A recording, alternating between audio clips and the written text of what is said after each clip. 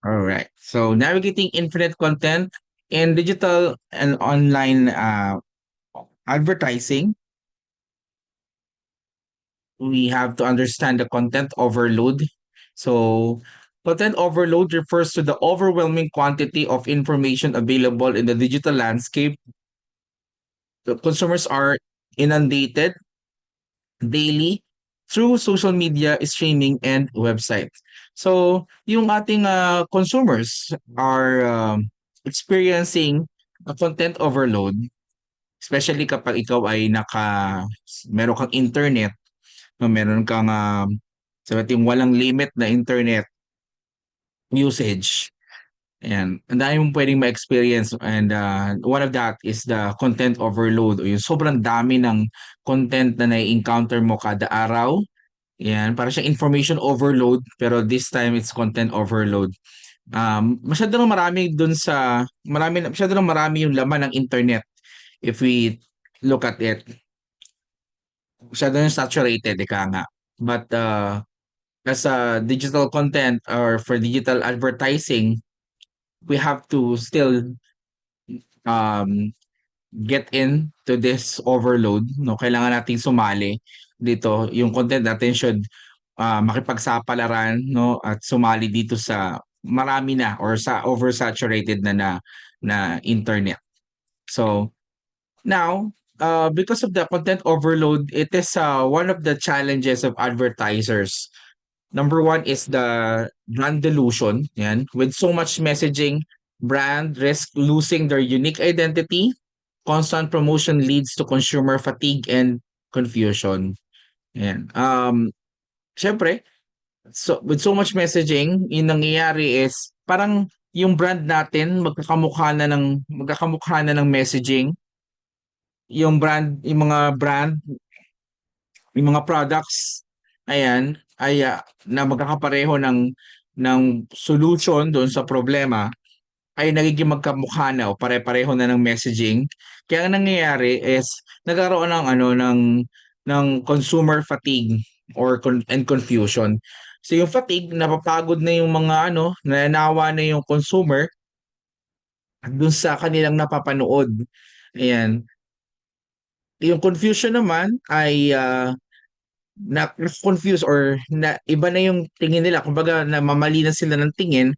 Akala nila yung isang content is referring to one brand, yun pala ibang brand na pala yun, no? Iba na palang pangalan, no? Yung nakikita nila. But we have to somewhat magiging effective, magiging tayo nito, kumbaga makaka-epekto to sa atin or makakakuha pa rin tayo ng benepisyo dito, no? So, ang point is we still need to create content kahit na mayroon ng content overload dahil mas maganda yung effect ng meron tayong content rather ng wala tayong content. Because yung consumer fatigue, no? Maaring mapagod na yung audiences doon sa ibang brand, sa mga competitors natin, sa mga messaging, yung mga promotion ng ating mga competitors at tayo yung maging pahinga. No, ibig sabihin parang um, it could cause na umalis sila or maghanap sila ng iba dahil sa fatigue na inaabot nila sa constant promotion ng mga una nilang mga brand na kino-consume and then tayo yung kanila makita, no? So ibig sabihin puwedeng mapalitan natin yung preferences nila, dahil may fatigue na sila doon sa mga brand na usual nilang kino-consume, no? And then yung confusion naman, we can somewhat, yung confusion is, maaaring ma-confuse sila na um, instead na ang sa isip nila ay they are referring to other brand, ang mag-retain na sa isip nila is yung sa brand natin. Parang gano'n yung epekto, 'no? Merong confusion na positive yung epekto, 'yan. Sa mga katulad nating entry level, mga gano'n, nagsisimula pa lang or bago pa lang na sumasali ah, sa sistema. Another is the attention scarcity. With endless content, consumers are selective. Advertisers must capture attention quickly before it's lost to the noise. So, sobrang dami na ng content. Ayan. Yung consumers natin are not are not passive audiences. They are active audiences. They choose what to watch, no? What to continue watching or consuming. So, ano kailangan natin gawin? We need to capture their attention in a very short span of time or quickly, very fast and quickly way para um mabigyan natin yung messaging kasi ang dami mong kalaban, eh, yung attention span ngayon mas umiikli na, 'di ba? Mula nung magsimula yung TikTok na naging short format na yung mga video, kailangan in the first 3 seconds pa lang, 'yan, first 2 seconds pa lang ng video mo, nakuha mo na agad yung atensyon 'no, nung audiences mo. That's because of the attention scarcity. Mas umiiksi yung attention span ng mga tao ngayon. Kaya ang challenge sa ating advertisers are to create a content that get attention of our consumers quickly. Ano ba yung impact ng technology ngayon, 'no? Ano ba yung technology's impact in the modern time? Siyempre, first to talk about is the artificial intelligence and the virtual reality. So, itong AI and VR are brought about by technology. Um, so AI tailors consumer experience, while VR and AR create immersive interactions, enhancing how consumers engage with brands. So yung AI, ang ginagawa niya, siya imagine yung unang images or example ng AI is the algorithm. Na yung algorithm, yung mga social media, yung internet may algorithm yan na ang ginagawa niya is chine-check niya yung preferences at mga preferences, searches ng user, and then based on the results of the searches o kaya mga preferences ng isang consumer, tini-tailor fit 'yun ng AI para kumbaga kung ikaw yung user, lahat ng gusto mo, yun lang yung makikita mo. Kung ano yung mga trip mo, 'no, yun lang yung makikita mo. Kung ano experience yung gusto mo ma-experience, yun yung ibibigay sa'yo. That's how AI works, 'no. Tine-tailor fit niya yung mga content na available sa sobrang dami ng content in the whole internet, alin dun yung trip or possible o malaki yung chance na trip ng user na ito. Yun yung ibibigay nung algorithm o ng AI. Ngayon, the VR naman, the virtual reality and augmented reality naman, um, these are new technologies, emerging technologies that create immersive interactions. No, yung VR, virtual reality, are yung paggamit ng mga VR glasses. Ayan. Or sabihin natin kung ano yung mga nakikita o yung mga hinahanap. Ganun yan eh, yung VR. Chine-check niya kung ano yung mga location mo, ayan, pati yung mga pinipicturan mo, mga pagkain pinipicturan mo bago mo kainin, and inaalam yan ng ano ng machine, and then um unti-unting binubuo yung virtual reality, 'no, na medyo mahaba kasing kuwentuhan yung VR. Pero again, the Facebook is trying to develop or started to develop the metaverse that they call. Now, metaverse is a virtual reality universe. Kung familiar kayo sa Ready Player One, ayan, parang ganun yung metaverse. And it is possible na mabuo, makumpleto by year 2028, na ang aim niya, naka-virtual reality lang tayo, lahat nakatingin lang tayo sa cellphone, nakatingin lang tayo sa mga VR glasses, tapos lahat ng mga interactions mangyayari na online.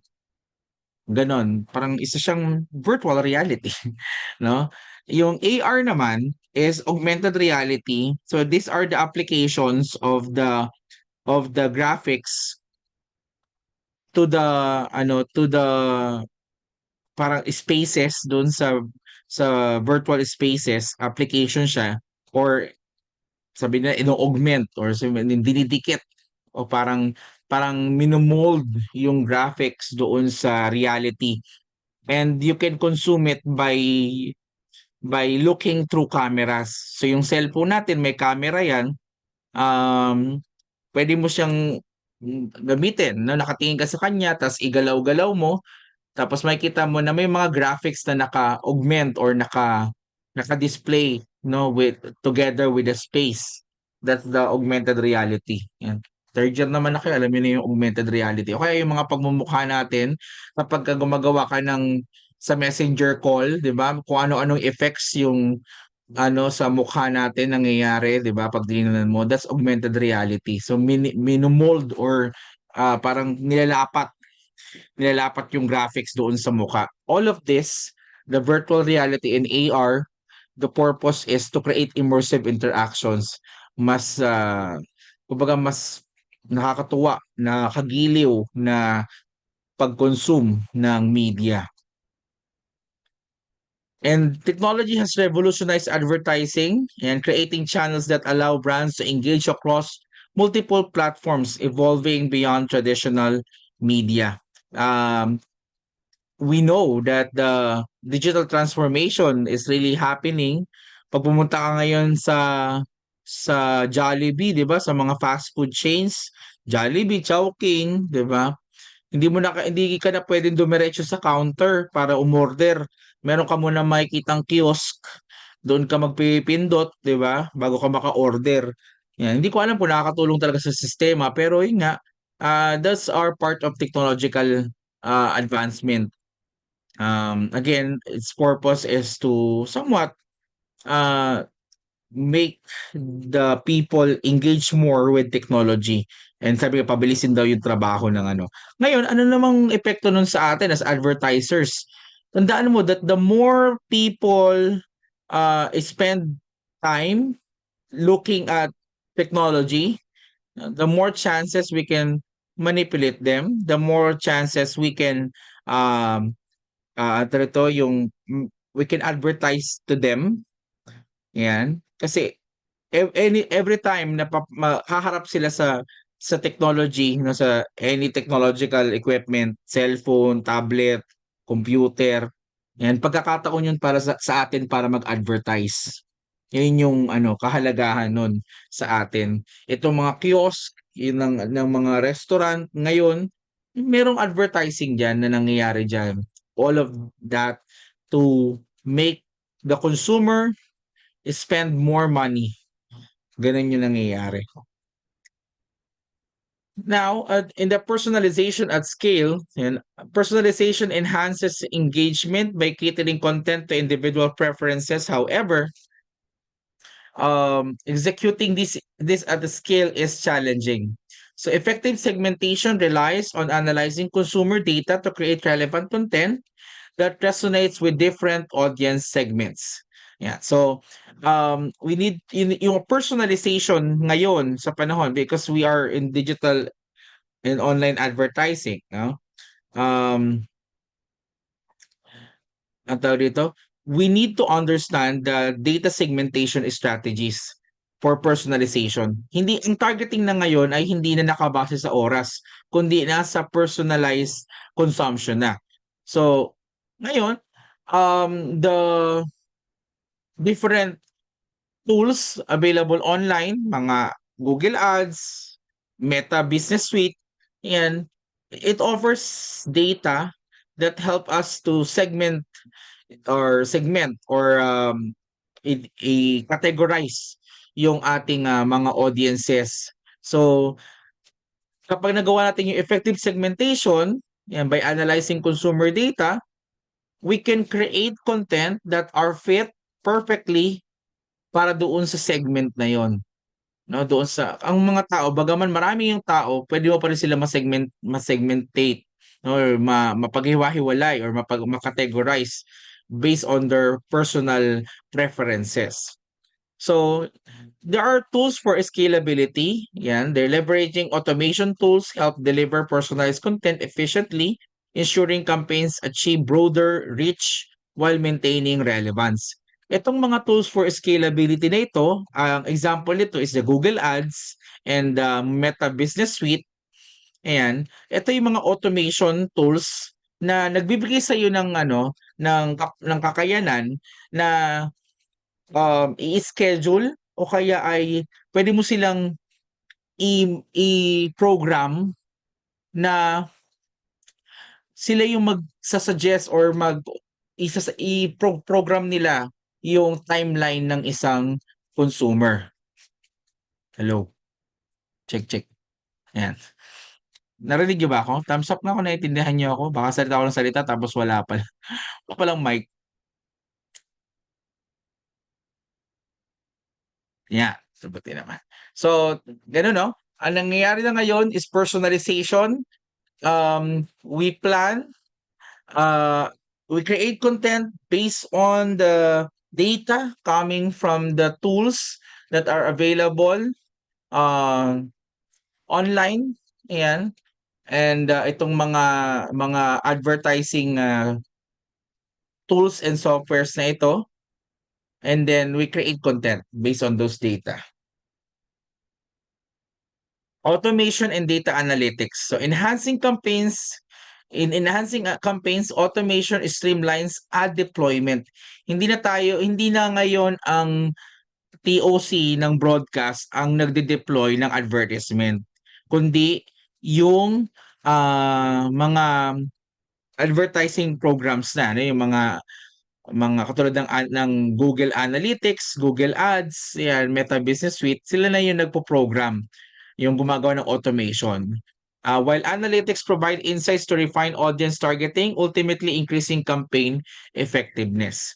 So yung automation for ad deployment, saan tayo nag-a-ad deploy or nagde-deploy rather ng advertisement? It's through Meta Business Suite, for example, Google Ads, for example, ayan. And then, ang gagawin lang natin is magbabayad tayo doon and then sasabihin natin kung sino yung klase ng audiences na dapat makakita nito. And bahala na si Google Ads or si Meta Business Suite sa pagde-deploy or pagpapalabas ng mga advertisement na yan. Now, in return, kapagka nagbayad ka sa Google Ads ng halaga 'no, sa pagpapa-advertise, ang kasunod nun is yung analytics. Halimbawa, nag-ano siya, meron kang advertisement na dineploy or inimplement. Ang kasunod nun is yung analytics o yung mga data results nung pag-i-air ng iyong advertisement.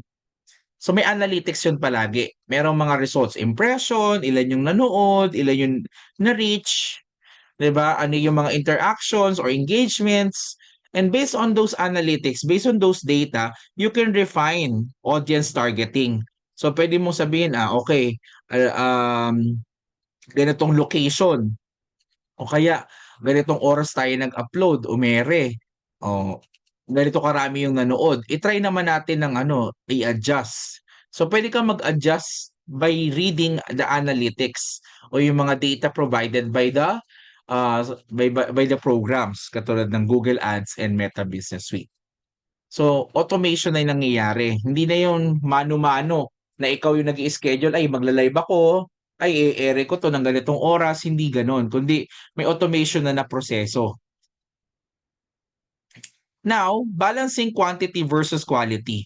In the clash of content quantity, brand must prioritize quality over sheer volume, ensuring every piece adds real value to consumers.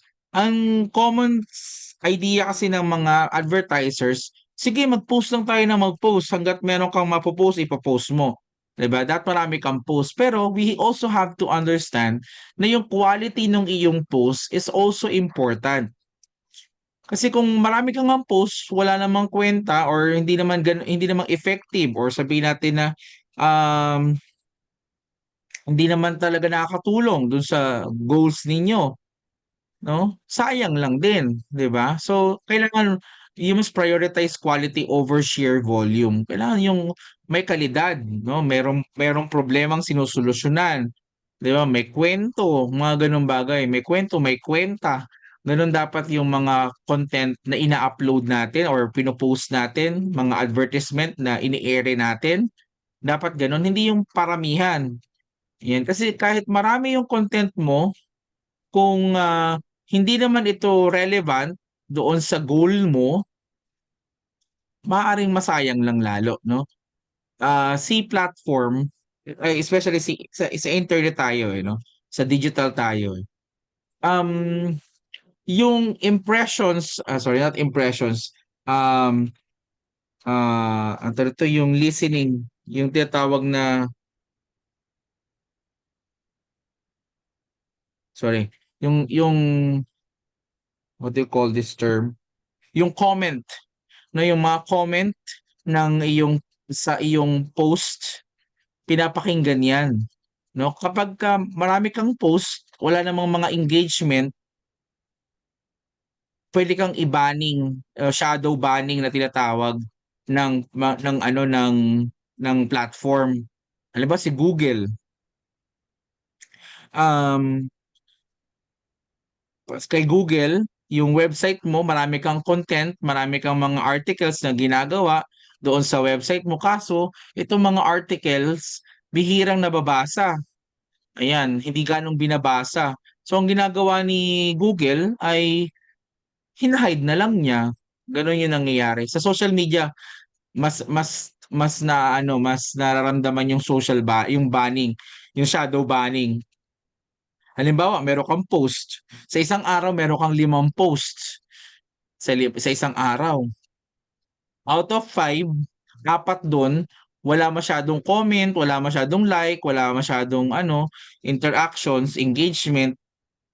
Ang ginagawa ni Facebook, hindi niya sinasuggest na dun sa ibang mga user, no, yung iyong content. Kasi nga, mababa yung engagement eh. O kaya, pagka merong sa yung nag-message, hindi mo ni-replyan, pwede rin maging reason yun para hindi ka i-suggest ni Facebook sa iba pang mga user. Kaya kahit meron kang upload, ayan, hindi siya masyadong nakikita, no?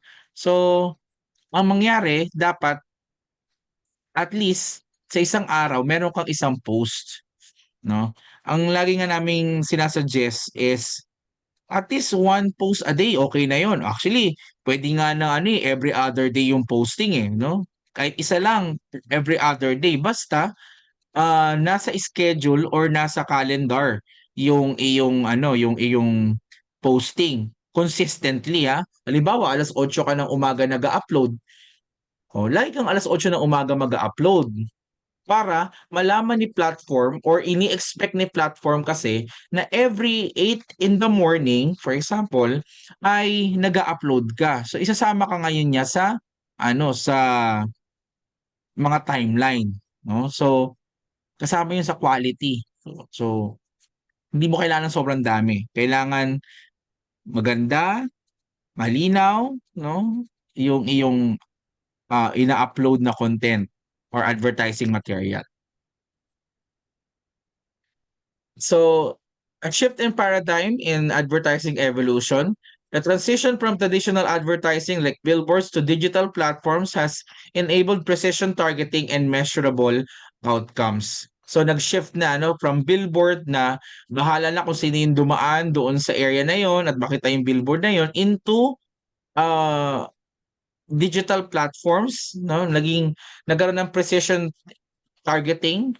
So yung isang advertisement ay nakakarating kung kanino dapat ito makarating or sino yung target audience nito o kaya ay sino yung interesado rito. Ayan. Naging measurable yung outcomes. Kasi sa billboard, hindi mo alam sino yung mga dumaan. Yung dumaan ba ay interesadong bumili doon sa produkto mo. Hindi mo alam yon. Pero sa digital platforms, yung platform mismo, siya ang naghahanap or nagche-check ng mga data para malaman kung ito bang audience na ito ay possible na maging ma-convert as a consumer or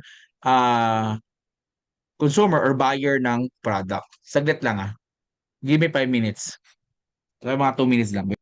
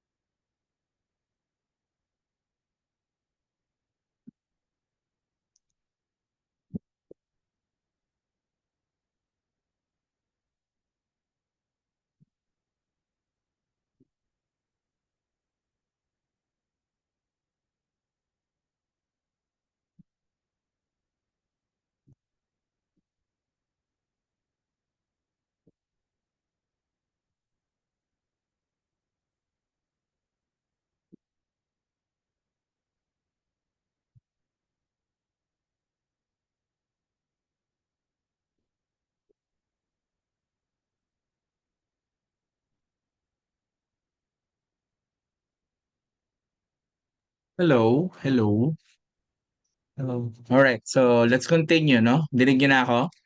Hello? Thumbs up nga kung dinig niyo. Yan, thank you. So, ayun. Current trends, ano ba yung mga pwede nating gamitin na digital or online um, trends of advertising? Ayan. Rise of programmatic ads. Yan, programmatic advertising automates ad buying in real time, optimizing ad placement by analyzing extensive data for better targeting. So yung programmatic advertising, ito yung pagpunta natin sa mga ad exchanges, yan, katulad ng Google Ads. Yan. Itong ad exchanges is a marketplace where you can buy spaces, website spaces, or mga kung sa social media naman, um, pwede tayong makabili ng ano ng space not spaces kasi pag social media eh. Yung sa timeline, kumbaga yung timeline ng user, pwede nating makapag-advertise tayo doon sa timeline ng user na qualified doon sa inyong target market. So, programmatic advertising yung tawag natin diyan. Another is the influencer marketing growth. Yung brand increasingly rely on influencers for authentic engagement. This strategy taps into trust and relatability, yielding higher ROI. So, kapag ka influencer yung ginamit natin, hindi tayo magbabayad sa programmatic ads, hindi tayo magbabayad sa platform, ang babayaran natin as yung influencer. So, gagawa siya ng content, gagawa siya ng, yun nga, yung mga vlogs niya or content niya na ini-incorporate yung ating product. So through that ay nakikilala nung audiences niya, yung mga followers niya, yung brand natin. Um, Itong strategy na 'to may pros and cons itong dalawa, yung programmatic ads. Mas mahal kasi yung programmatic ads compared sa influencer marketing. Pero depende rin naman, kasi kung yung influencer ay sobrang laki na nung kanyang, followers, medyo hindi na rin puwede yun ng putyu-putyung halaga lang yung kanyang, ibabayad mo sa kanya, 'di ba? So, yun depende kapagka ikaw ay, gagamit ng influencer marketing, kailangan maghanap ka nung mga rising pa lang or nagsisimula pa lang, ayun. Pagka sikat na kasi mas mahal, baka mas malaki pa yung bayaran mo kaysa sa programmatic ads. Pero ang programmatic advertising naman is, medyo may bayad din 'yan, malaki rin yung halaga niyan and, yung gusto nating mangyari, gagamit tayo ng Google Ads para ma-try ninyo yung programmatic advertising, yung mga may shallow na na implementation ng programmatic advertising, yun. Self-awareness and advertising na mahalaga as a advertiser yung self-awareness, 'yan. Recognizing the market saturation, 'yan. Brands must assess their contribution to the content noise, ibig sabihin sa dami ng content, ensuring to add value rather than adding to saturation. Kailangan mag-add ka ng value, may sense yung ano mo, yung iyong, what you call this, yung mga content na nilalabas mo, hindi yung naglalabas ka lang ng kung ano-ano, okay? So, now, another is the ethical advertising practices. With growing consumer scrutiny, brands adopting ethical stances resonate better with audience who value transparency. And by focusing on the real impacts of their message, brands can foster deeper connection with their target audiences. And yung ano 'no, yung isa siguro share ko sa inyo, yung konsepto ng creating creating a page or creating, your channel. Halimbawa vlogger ka 'no, tapos maging digital content creator ka.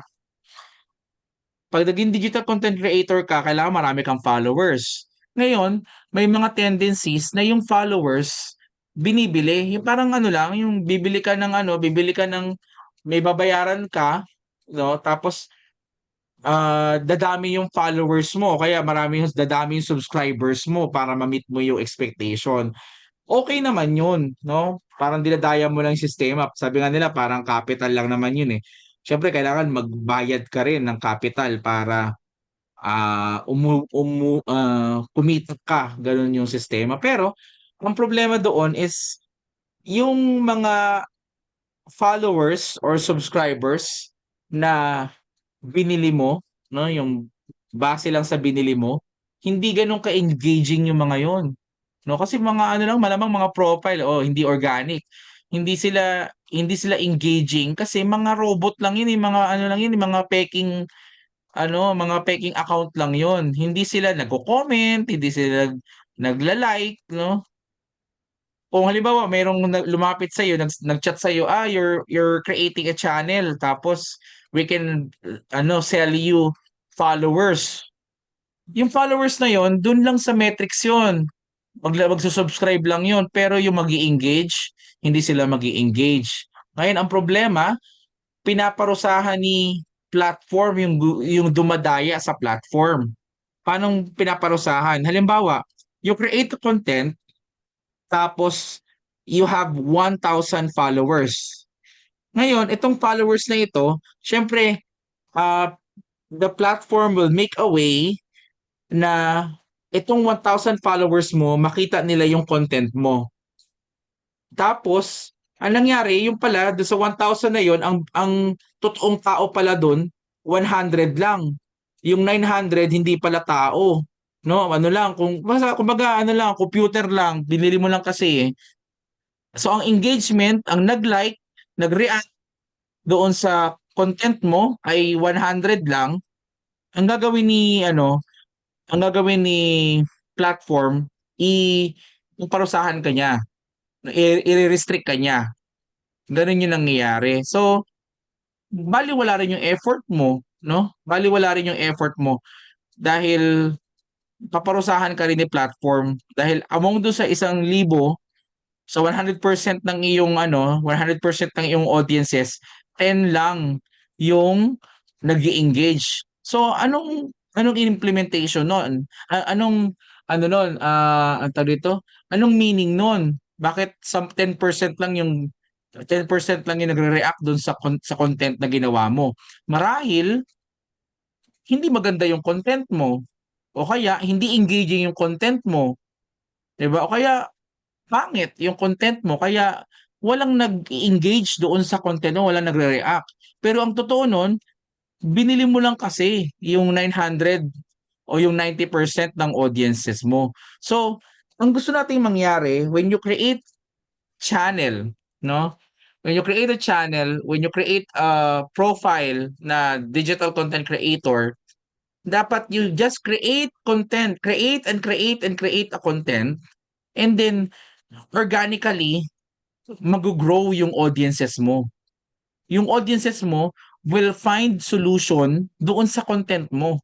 Kasi kapagka they found solutions doon sa content mo, they will engage on it. They will like it, they will comment on it, 'di ba? So yung engagement na 'yan, malaking bagay talaga 'yan. Kaya kahit na marami ka ng subscriber agad, 'di ba? Kakagawa mo pa lang kagabi, tapos gugulat ka marami ka ng subscriber kasi bumili ka, hindi rin 'yun magtatagal yung epekto nun. Pero kung halimbawa, gumawa ka ng ng content, gawa ka lang ng gawa, 'di ba si Mr. Beast nga, 'di ba? Bago siya naging, Mr. Beast, ang dami niya munang mga content na ginawa, 'di ba? Bago niya narating yung na yun, yung narating niya, 'di ba? Gano'n din, kasi you're growing a community, you're maintaining a community. 'Di ba? And this community find solutions to their problems through your, content. So gano'n din yung gagawin ninyo kung magiging content creator kayo, kung binabalak ninyong maging content creator. Gawa lang ng gawa, basta relevant, um, may value yung inyong ginagawa, for sure, darating yung time na, um, mapapakinabangan din or maaani niyo rin yung inyong pagod o yung hirap ninyo, okay? So, effective communication habits, ayan, consistency and clarity are important for advertising. Ayan, maintaining a consistent brand message across channels simplifies recognition, making communication effective and memorable. Kung anong kulay sa isa, kulay ng lahat para maging consistent. Para matandaan ng audiences yung kulay mo.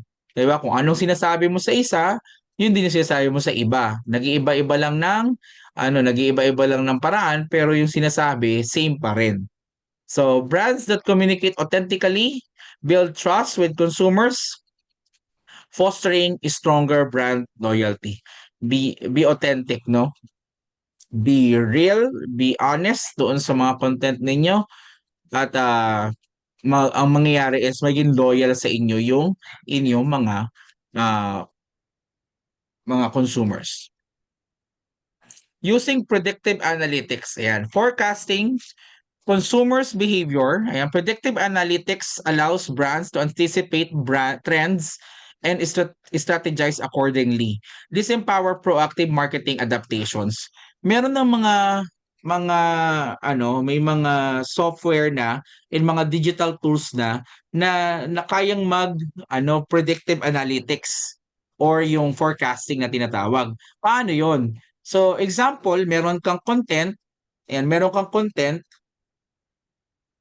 i-upload mo ngayon dito sa YouTube, 'no, o kaya sa Google, ayan. Tapos before you implement it, may mga features si Google Ads na puwede niyang sabihin sa iyo kung ano yung magiging possible na impact nung iyong advertisement. Yung tawag dun is forecasting. Yung forecasting, nakabase po yan sa isang buong taon, 'no, 365 days na na audiences. So halimbawa, ngayong araw ka nag-upload, no, at mag-i-implement ka in 1 week, in 1 week ng advertisement. Sasabihin sa ni Google kung ano yung possible na result nung iyong pag-a-advertise based doon sa data niya from now, from yesterday, and then 365 days ago. So, somewhat through that, kaya mong ma-predict kung tama ba yung oras ng iyong pag-upload or pag-i-implement ng advertisement or hindi. Or ano ba yung tamang oras para mag-advertise. Gano'n yung sistema. O kaya ay meron ding mga tinatawag na the Google Ads can suggest kung saan-saang mga website ka possible na mag-advertise. Ayan. Para malaman mo kung saan-saan lalabas yung advertisement mo. O kaya malaman mo kung nasaan ba yung mga audiences mo. So itong mga predictive analytics na ito and forecasting na tools, available 'yan sa mga ad exchange applications katulad ng Google Ads. Si Facebook din, may ganyan din si Facebook kay Meta Business Suite na pagka nag-ano kayong tawag nila ay, kalimutan ko na naman, basta meron isa sa Google sa Meta Business Suite, meron kang, um, mag-a-upload ka ng advertisement, 'di ba? Tapos sasabihin niya sa'yo yung boost na tinatawag, yung boosting na tinatawag. Pagka ibo-boost mo yung content, bibigyan ka niya ng analytics kung ano yung possible impact ng iyong pagbo-boost. Then, kapagka na-meet mo yung minimum na halaga ay, puwedeng i-automate ni Facebook or ni Meta yung pag-a-advertise ng iyong content. 'No, siya na yung bahala. Ibabase niya yun sa mga data na na data na na-collect niya na nagtutugma doon sa mga, nire-require mo o dun sa qualifications mo ng target audiences.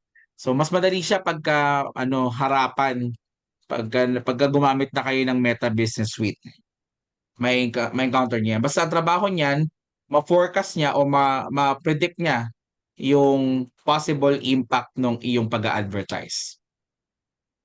We also have the social TV interaction, ayan, impact on advertising. Brand leverage social TV for immediate consumer feedback, enhancing content relevance and engagement opportunities.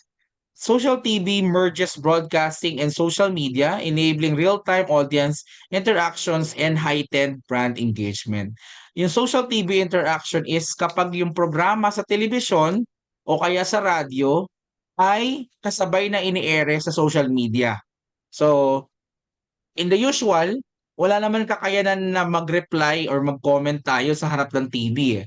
But because of social media, kung isa-simulcast yung isang palabas doon sa social media, nagiging na siyang tinatawag na social TV. Nagkakaroon na ng interactions. May mga audience na in real time that can comment doon sa programa. At itong programa can somewhat relate or react dito sa mga comments, real-time comments sa mga audiences, and can put it as part of the program. 'Yun. Maganda 'yun kasi nga ay, kumbaga yung engagement na tinatawag, 'yan yung engagement na tinatawag, kaso may mga pagkakataon na nagiging out of place yung original programming which is sa television. Kasi nagre-reply, halimbawa nanonood ka sa TV. Ay, 'di ba? Tas sasabihin nung nasa TV, "Oh, binabati namin lahat ng nanonood sa Facebook." 'Di ba? So, feeling mo ma-out of place ka kasi hindi ka naman kasali dun sa nanonood sa Facebook, eh, kasi nanonood ka sa telebisyon. May mga gano'n lang instances pero hindi naman gano'n lakas yung epekto nun or katindi yung epekto nun. Para lang na out of place for a short time. Another is the second screen marketing, yan. Understanding the second screen marketing, consumers often engage with the mobile devices while watching TV. Ayan, presenting marketers with valuable engagement platforms. So target content delivered through the second screen enhances brand interactions, enriching the overall viewing experience. Familiar kayo doon sa mga Shopee Shake Shake, yung kay Willie Revillame? 'Di ba? Yung parang kapag ganitong oras na, Shopee Shake Shake na, 'di ba? So yung gagamitin mo yung screen mo, yung application doon sa cellphone mo, 'di ba, i-open mo 'yon, mag-i-interact ka doon habang nanonood ka sa TV. Kasi sa telebisyon, hindi naman tayo makakapag-interact eh, 'di ba? Puwede mo ba i-alog yung TV ninyo, 'di ba, hindi. So yung cellphone puwedeng i-alog, puwede kayong mag-comment do'n, puwede kayong mag-ano, anong gawin ninyo, bahala kayo sa buhay ninyo, 'di ba? Marami kang puwedeng gawin sa second screen. So ang ginagawa ng mga advertisers is that they interact with the consumer using the second screen, which is yung mobile device. Ayan. So, targeted content delivered through the second screen. Um, Dati meron yung laro na ano, yung sa basketball, 'no, yung parang, um, kapagka halftime ng PBA, merong parang basketball app yun, eh, na i open mo tapos puwede kang maglaro 'no, habang halftime. Ngayon yung mga advertisers ginagamit yung application na yun para parang paunti-unti ay, makapag-advertise doon sa audiences. Isa pang konsepto nito is that, the audiences now have much screen time compared dati. Kasi kung dati TV lang, oh, 'di TV lang yung screen mo. Pagka lumayo ka sa TV, wala ka ng kinukonsumo. Pero 'di ba nga ang advertising and digital advertising and marketing ay, nagbe-benefit kapag mas madalas kang nasa harap ng screen. So ngayon, with the second screen, katulad ng cellphone o kahit nakaharap ka sa laptop, nagse-cellphone ka, ibig sabihin mas matagal ka sa screen, mas mahaba yung screen time, mas mataas yung chance na makapag-advertise sa'yo, sa consumer natin, 'no, na maraming screen. Kasi kung di siya nakatingin sa TV, nakatingin siya sa cellphone. Kung di siya nakatingin sa cellphone, nakatingin siya doon sa TV o kaya sa laptop. So, parang gano'n, wala siyang dull moment, ika nga. Okey pa ba kayo, 'no? Nai-gets niyo ba yung mga sinasabi ko? Meron bang pakinabang? Sana may pakinabang ako sa mga sinasabi ko, Ayan.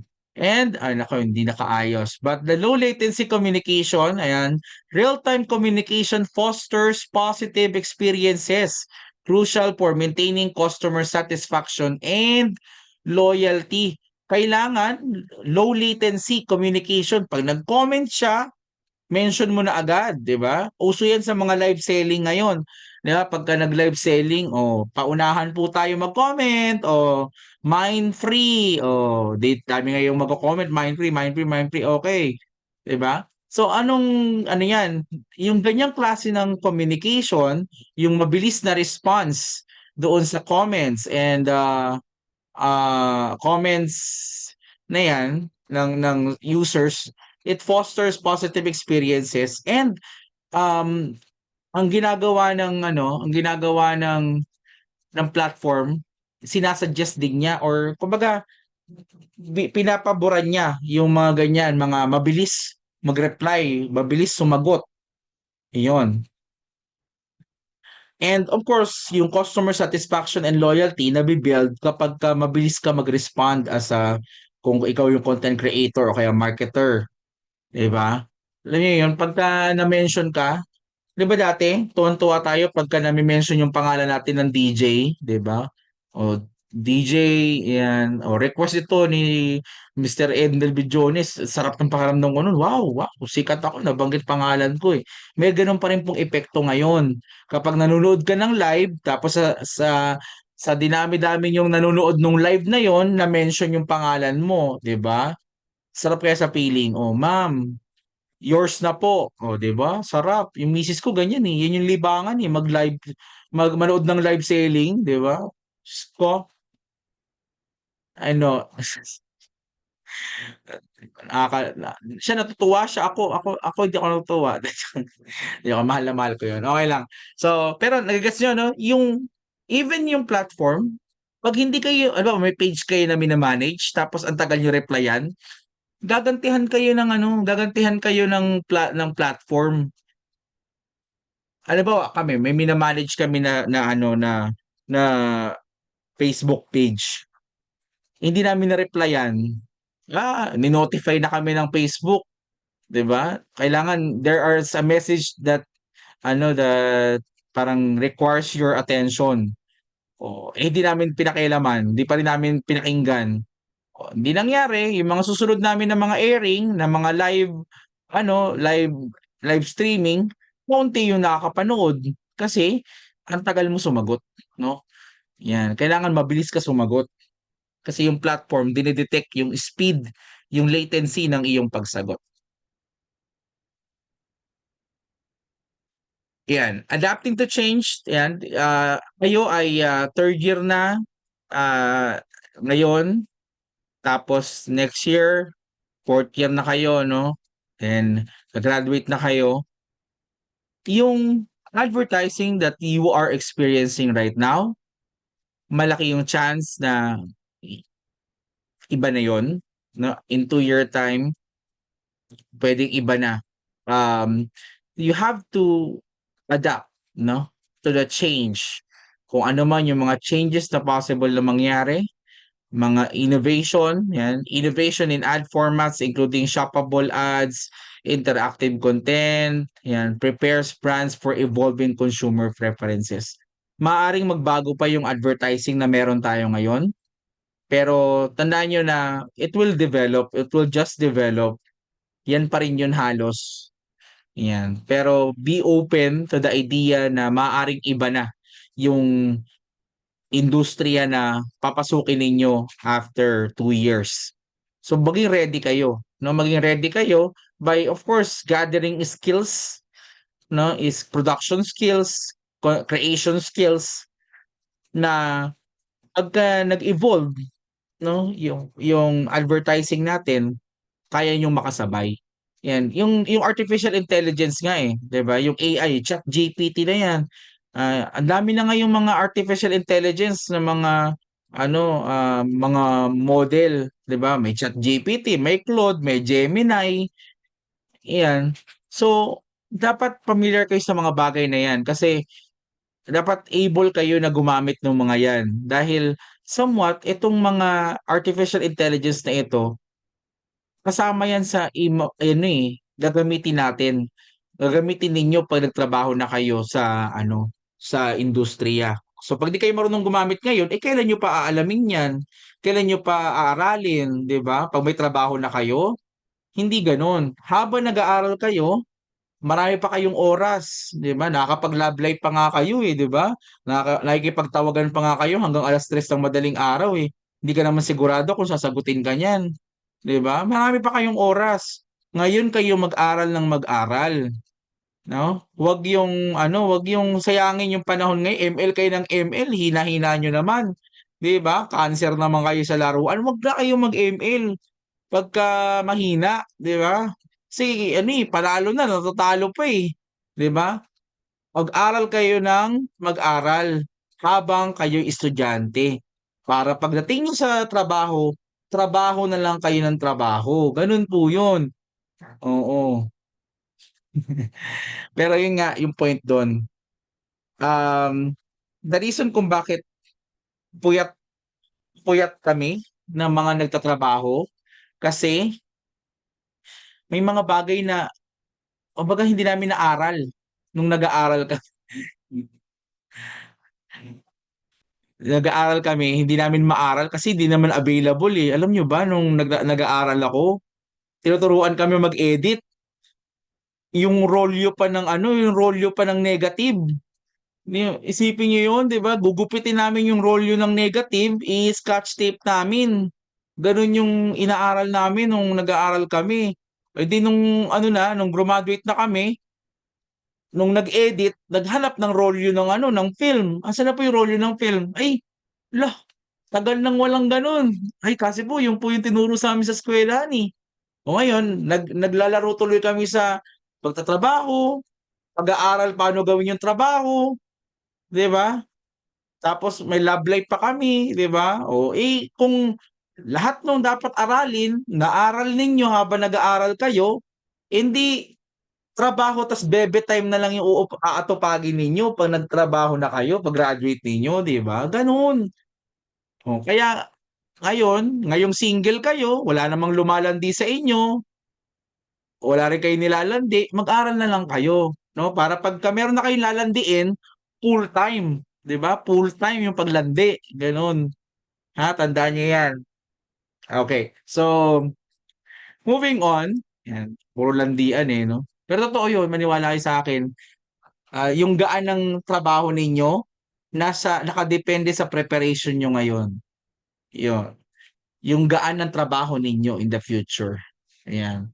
If you prepare if alam ninyo kung ano yung gusto niyong maging trabaho in the future, meron kayong skills nung trabaho na yon, disagree.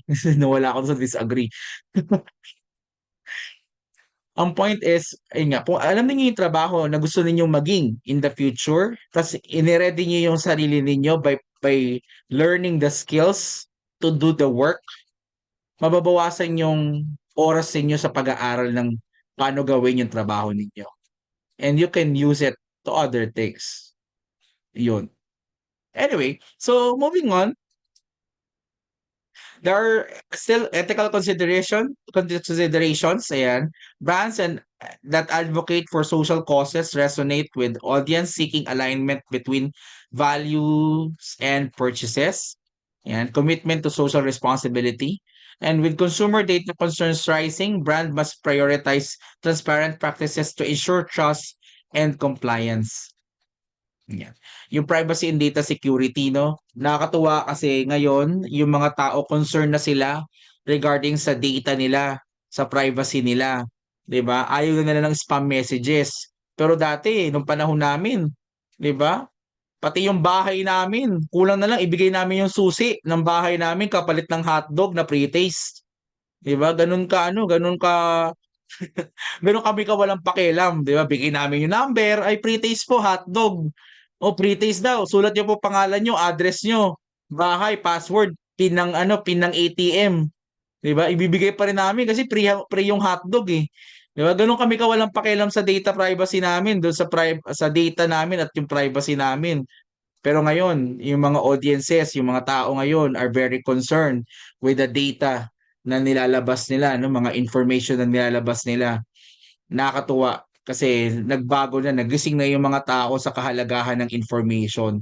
Pero nung time namin, 2000, mga 2010, ayan, yung mga panahon na may isip kami, no, 2010, pataas hanggang 2015, wala kaming pakialam sa data. Wala kaming pakialam sa information namin, 'di ba? Yan. Pinapapalit namin yung information namin para sa kapirasong hotdog.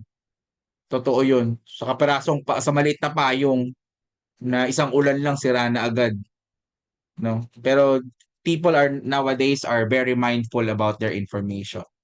So, what are the key takeaways today, no?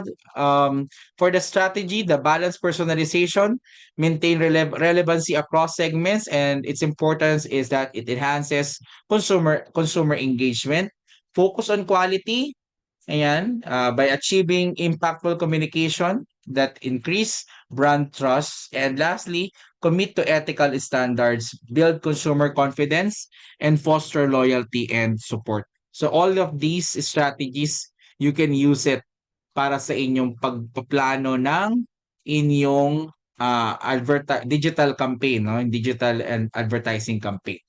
Okay, by the way, that will end our lesson. Ayoko na yung kakasunod niyan, mga future outlook na lang yan.